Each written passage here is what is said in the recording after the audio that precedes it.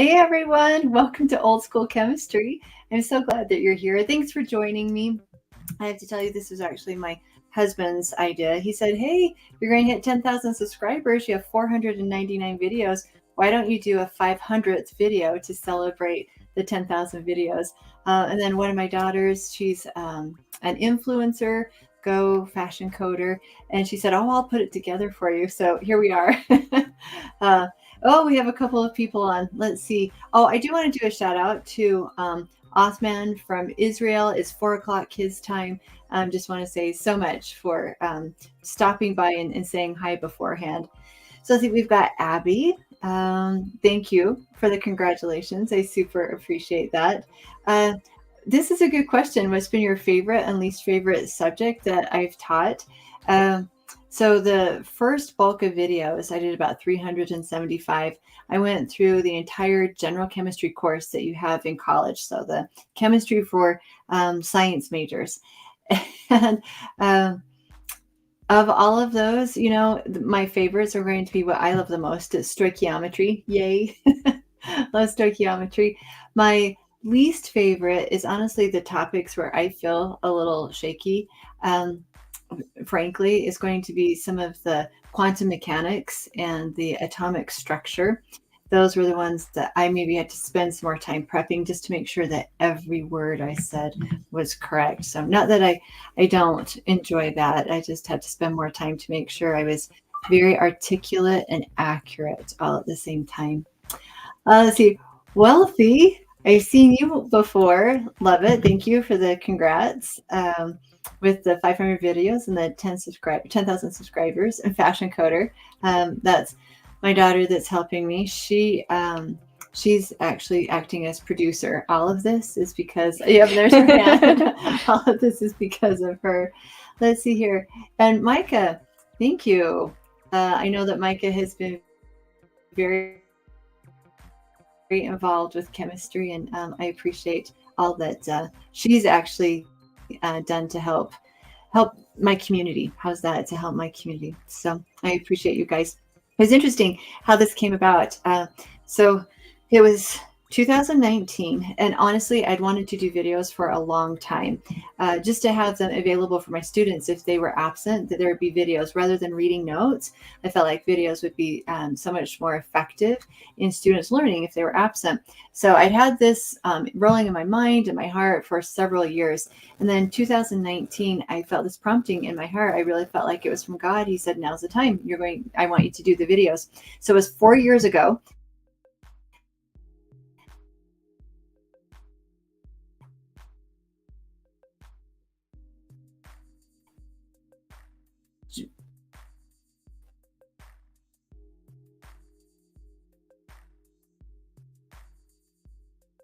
I could get these videos done. I think to do the 375 videos, it took about 500 hours. It took me a good 5 months. 5 months every day. I was doing something with the videos. I'm not super techie, so that was also a big learning curve for me. And I did the videos for my students. It was just that YouTube was a easy platform where I could submit. Oh, Elsie, I see you. Call out to Elsie. Love you so much, Elsie. Elsie, shout out. Woo woo. She passed the AP test and she's a tutor. She's crazy awesome. Love you, Elsie. Thanks for being here. Let's see. So I finished in January of 2020. I had them available for my students if they were absent. And then March 20th hit and our school went on lockdown and we didn't go back to school until August. That next fall. And even with that, students were only in class 1 day a week. And my videos were there. So I felt like it was inspiration from God, very timely that I had the videos ready when COVID hit. And then it was really unexpected that I would have people from around the world that they could find value and use in the videos. So that's made me really happy too. James Cello, let's see. I was in your 2023 AP Chem class, and I appreciate your incredible, thorough lectures and videos so much. Thank you for helping us to succeed and loving every one of your students. Ooh, and my 2023 class, you guys were fantastic. We had a 95% pass rate. You guys were crazy amazing. So James, know that I am so proud of you. Way to go. That's just awesome. Awesome. Awesome. I appreciate your hard work. I'm there to be the cheerleader and give you the info, but man, it comes down to you and your work. So great job. Thank you for being here. I thought it might be kind of fun. If you guys heard some of the stats, especially my students, they know I love data. And so it's been a lot of fun to watch the YouTube data. So here's just some numbers, just because I like numbers, I like data. I thought you might like this. So in the last 4 years, we've had 770,000 views, 33,000 hours of chemistry. Hey, I should just feel so good. I mean, like chemistry is going out to the world. People are getting more hours of chemistry through old school chemistry.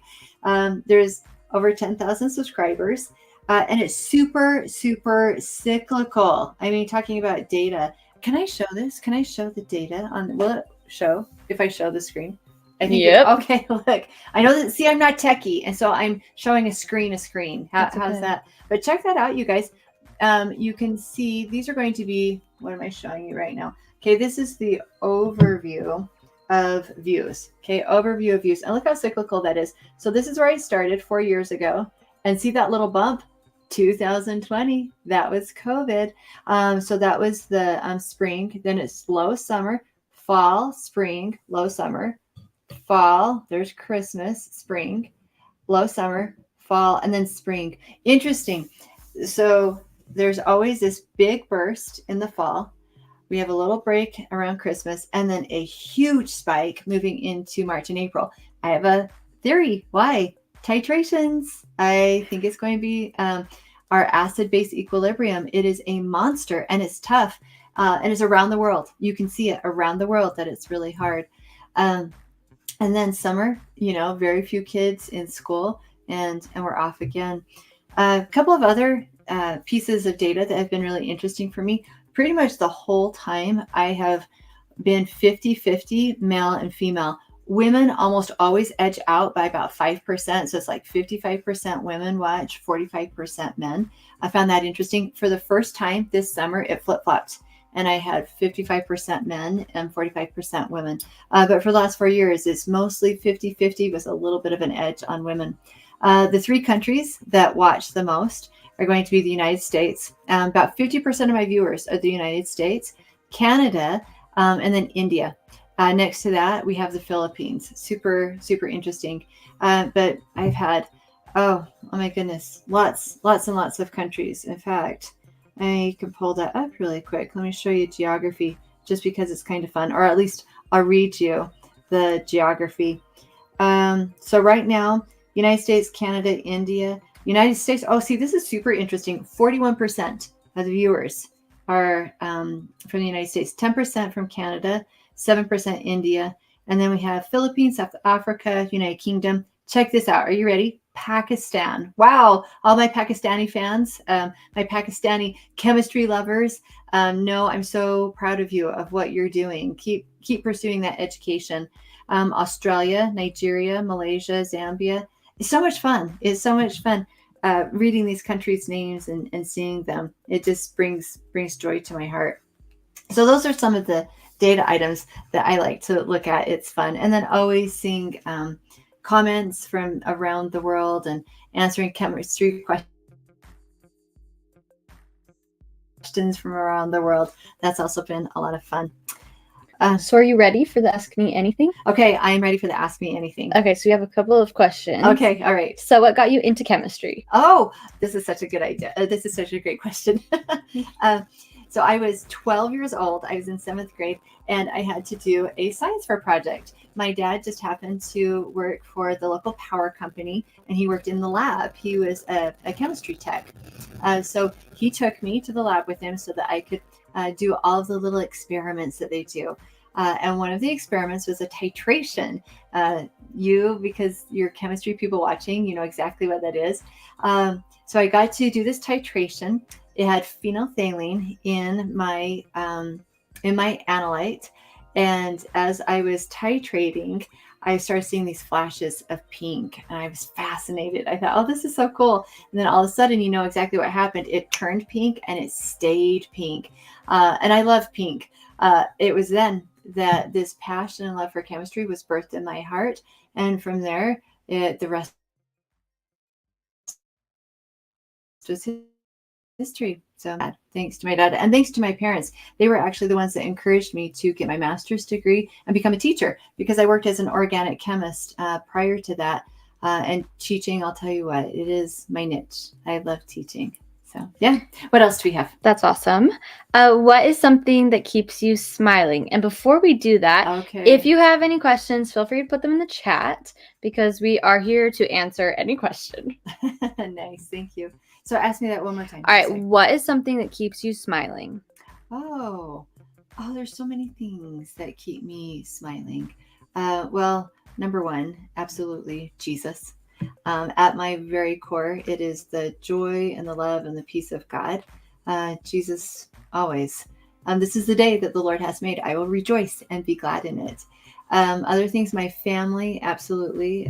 Love my daughters and my husband, the joy. And then without a doubt, my students. I am so blessed. I have the best students. You can't help but be in my classroom and smile. Those kids are so terrific. They're so much fun.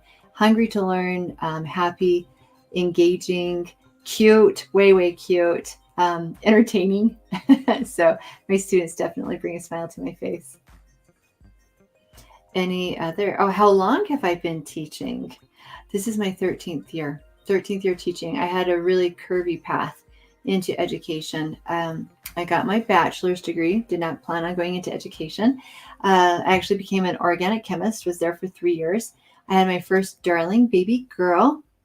And it was when I had her that I thought, I don't want to have both a career and be a mom. And so I laid down my career, stayed at home for 15 years, had 5 baby girls in that amount of time. It was when my youngest daughter was in 3rd grade that I went back to school to get my master's degree so that I could teach. Started teaching 13 years ago. It was actually the third day of teaching that one of my principals approached me, just checking on me, how's everything going? You just started. And I said, I get it. I know why people teach. It's the kids, the students. You fall in love with these kids. That's why you teach. So I have this passion for chemistry, and what a joy to be able to share it with students that I love. I have this motto: I love who I teach and what I teach. And that's in the correct order. I really care about my students, that they're successful in life, not just my class, but in life. And then I get to share my enthusiasm and love of chemistry with them. So I have a dream job, best job in the world. Have you ever taught anything outside of chemistry? Oh, great question. Yes, I have. Not in, well, I was going to say not in a formal setting, but actually I have. So I've taught at church, Sunday school. I've also done Sunday morning services where I've taught. I do a lot with faith, evidence for faith. And then I'm also a teacher of teachers, where I've hosted a lot of workshops and then volunteered at workshops where I'm teaching teachers how to take principles from industry, actually principles that were founded by Toyota. Toyota calls it the Toyota production system. The rest of the world calls it lean manufacturing. Taking those engineering principles and using them in the classroom. Oh man, crazy, amazing results. Teachers have a work-life balance and students learn more. So that's been lots of fun. I actually love working with teachers. They're amazing human beings. So yes, I have. That's awesome. Thank you for that. What video is most watched? Oh, great question. I'm actually going to pull that up. Okay, again, going to data. I think somebody getting like a PhD in chemical education, there is some serious data, honestly, from this channel. You can see 2 things. Number 1, where students need the most help. And number 2, where professors are the least proficient in teaching. So my most, which I find it's surprising, I never would have guessed this. My most watched video is spectrophotometry. We're at 47,000 views. The next one, I could have pegged this, is determining rate law from a reaction mechanism where you have a fast step, then a slow step. Tough. That in kinetics is tough. But then another surprise, reactants versus products, product favored, reactant versus product favored. That's actually a pretty simple concept, but it's my 3rd most viewed concept. So I'm wondering, Is it most viewed because it is taught by everyone? So there's more people that have to learn about it. Is it the most viewed because teachers don't know how to teach it well? Is it the most viewed because even though it's simple for me, it's abstract for students? I don't know. A lot of questions. I'll give you two more really quick. Le Chatelier, change in temperature. So my students know teeter-totter. I have a trick with heat, that you write the word heat as a reactant or a product, depending if it's exothermic or endothermic. And students seem to really connect with that little hack, with that trick. And then potential energy versus internuclear distance. That was actually in my atomic unit. How cute. Abby asked what was my least favorite. That one I had to spend some time of how can I really dial this down and make it understandable for students, because it's complex for me. How can I make it understandable to myself and then to students? And it happens to be my 5th most watched video. We have 16,000 views on that. Interesting on all of this that I want to point out. I did general chemistry. Okay, so first year college chemistry. But I teach high school students. I teach these advanced students that are able to do college classes. So I was thinking that would be my audience. Interesting point, though. Majority of my audience is actually college age students. In fact, viewer age. Let me give you a little bit of data on this just because it's fun. Only 7% of my viewers are high school students. 7%. All right. And I teach high school. I do teach college chemistry, but I teach it to high school students. Interesting, the 18-year-old to 24-year-old range, 59%. 59%. So 3 out of every 5 individuals watching my channel are in college. And then the rest, we have the 25 to 34s, 23%. I'm thinking probably also college. Interesting, 35 to 55, that makes up 11% of my viewership. Which I wonder if that's maybe professors looking for some support. Same thing, their students are absent, or they are going to miss a day. They want to send out videos that are already made that they don't have to make those. So anyway, kind of interesting on the ages. Let's see, we have Bosephine. Oh, James, hello. As your students move into the world, what are your biggest pieces of advice for education and for life in general? Oh man, that is so good. So James Cello, I actually did a video on this. It's in my life lessons playlist, and it's I think 9 things that I want students to know. If I were to take just a couple of those biggest pieces of advice for education. Number 1, you ready? Look for a marketable skill. And those 2 words are very purposeful as I speak them. You want to go to college or a trade school so that when you graduate, there are jobs available. It's got to be marketable. And then a skill. You need to have something that you can offer. Again, it kind of ties back to that marketability. Now, there's something that we're all told of: go do what you love. Go do what you love. I really feel strongly that you can find a marketable skill in a niche that you do love. You might have to be creative in how you do that. And if you absolutely cannot, I love art, I want to do sculpting and I don't know where marketable skill is, then I'd say be bivocational. That you're going to be a software developer, and then that makes enough money. So on nights and weekends, you do what you really love, and that's sculpting. So marketable skill. I think I'd say that number 1. And then number 2, kind of the life in general. Something that I share with students is to find your center. So I'm a person of faith. I'm a Christian. That's my center. The Bible is my worldview. I see the world through the lens of the Bible and through faith. That doesn't mean that I don't that I check my brain at the door. Everything I do is with critical thinking, where faith for me was actually a process of critical thinking. So that would be my center. So I encourage students, find your center. There's so much that's bombarding you from social media and peer pressure, from professors. Oh, wow. When you move into whatever post-secondary education, whether it's trade or a university, so much opinion and attempted influence is flooded your way, and you have to be able to filter: what do I take, what do I believe, what is truth, and how do I define myself? So I'd encourage you, spend the time to research: what do I believe, why do I believe it, who do I want to be, and what's my foundation. So find your center. So marketable skill for education, and then find your center, because there will be some times that you need to go against the flow, and that's okay. In fact, that's probably a good thing. So thank you, James Cello, for that. I appreciate that. Let's see here. So Josephine Weird, I love it. You're the best teacher ever. Thank you. I love what I do, and I'm sure you being one of my students, I have the best students for sure. You make my job a joy. You make my job easy. Let's see, Abby, how do you engage students who are struggling to understand a concept? All right, this is the cardinal, or the universal question of every teacher: of a student's not getting it, how do you help them? I think one-on-one is super helpful. So I have office hours before school and after school.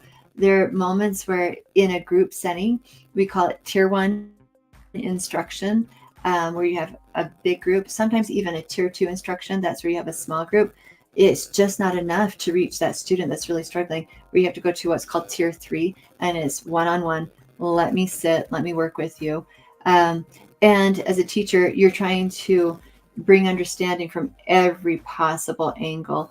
All students are different. Everybody has different learning styles. So you're trying to find what's their learning style. Are they that visual learner? Are they the tactile learner that we need to do manipulatives? But it's spending time. Abby, really honestly, what it comes down to is relationship. I mean, you have to know first that the student is struggling. And then second, there has to be enough of a relationship and trust to engage them individually. And then you have to have that relationship to know how to best reach them, of what's their learning style and how to engage them. And I know that sounds like a lot, but it's actually really intuitive, and it flows from a teacher's heart, because that's our desire, that every student learn, every student be successful. And so you almost get like these little antennae, where you can perceive what a student needs and how to meet that need. Teachers just get really, really good at that. Parents actually are really good at that.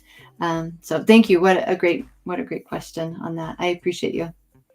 Awesome. Well, to wrap up the AMA, is there anything else that you would like to tell your subscribers? Oh, thank you. I am overwhelmed. Wow. That people watch the videos and can find value. Oh, it's just such gratification to me. There's just this sense of satisfaction to know that it can help other people, and to share the love and beauty, the language of chemistry. Chemistry is the hand of God, is the language of God. You want to see God? Look at chemistry. Not joking. So to be a part of, your phone, your screen, your laptop, for you to watch chemistry and learn from me sharing it. Thank you. Thank you so much. What a joy. We do have a last minute question. Okay, yes. Ivy Lob, it says, you're an amazing teacher. What has been your best teaching year and most challenging? Oh, that's really good. If you just look at data, 2 years ago, I had a 100% pass rate for AP chemistry. Let's see here. But that's looking at data. Best year. Honestly, they're all great years in their own way. And it's because they're a reflection of faces and people that I love. So every year has been great in its own way. Challenging, of course, that 2020 going down with our shutdowns, and not being with the students. That's what was so hard. Trying to teach the students remotely where we hadn't done it before. And then that following year, 2020 into 2021, it being so compromised where we couldn't be with the students. Those are definitely challenges. And then I'll be honest, 21 into 22, because we went back to school full time and the kids hadn't been socialized, there was a lot of reset just in social skills, where education, content education maybe took a back seat a little bit, where we had to do this reset of this is how we're humans and this is how we interact with each other. And once we got that back in order, it honestly took probably 4 months, then we could begin taking a lot of ground. So that, March 2020, honestly, until probably January 2022, we had some unique challenges. Still wonderful kids, still learning, still moving forward. But it was hard for everybody. Yeah. So thank you so much, Ivy. I appreciate that question. Okay, last question. Okay, James Cello, how long did it take you to teach and relate to students so well? Another good question. So the relating to students, I'll be really honest, I think that came pretty naturally. I think two things: being a mom, being a mother, that I was raising children, I already had that connection. And honestly, I think there's a gift. I think with teaching, there is a gift, and that was a gift that I had, that I just love, and ability to communicate. I think it's a gift from God.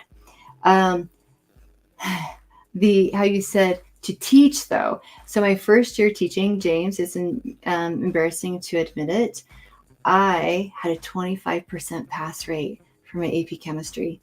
It was a really challenging year. That first year, it usually is for teachers. Crazy, just getting everything set up. There were some unique challenges that happened in the school itself. Like there was literally, I won't go into the details. There were just crazy, like external things that happened at the school that was traumatic. They were traumatic for the students. Through all of that, the students knew I loved them. There was this relationship that I think right away I connected with the kids. They knew my room was a safe place. They knew I loved them. They knew that I was helping them in every way I could. So that was there right away. But the teaching, obviously, for kids learning chemistry was lacking. It wasn't until my second year, and it was with the help of my husband. It was my second year that I started using engineering principles, applying that into my teaching practice, that I started to see real gains in student learning. Always I wanted my students to be successful, but it wasn't until that second year that all of a sudden these wheels started to turn. I started getting strategies, tools, techniques that were really effective starting that second year. I'll be frank with you though, I don't feel like I was 100% confident and comfortable teaching content, because I can understand it, but how do I help students understand it? Took me about 5 years. Even with those engineering principles, took me about, and I tell that to teachers, took me a good 5 years until I had taught it over and over and over to go, oh, this is how it makes sense to students, and this is how I present it, and this is what we use, and these are the labs that we should do. So the connection part, I think that came pretty quick. That learning how to teach, I saw a turnaround my second year, and it grew and grew into my fifth year. And then I was able to begin sharing with other teachers. So, Ayo, thank you for being here. How are you so good at knowing chemistry? Is doing a lot of it, right? I think there is some rule of thumb that if you do something 10,000 hours, then you become a master. I've done a lot of it. So it's just, you know what it is. Practice makes perfect. So that's where it goes. And then Miss Abby, thank you for answering my questions. I'm looking forward to hearing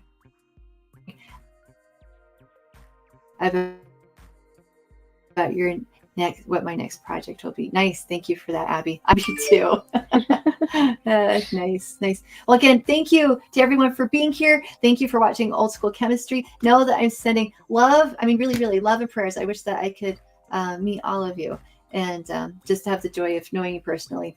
But online, I appreciate that. So thank you so much. God bless all of you.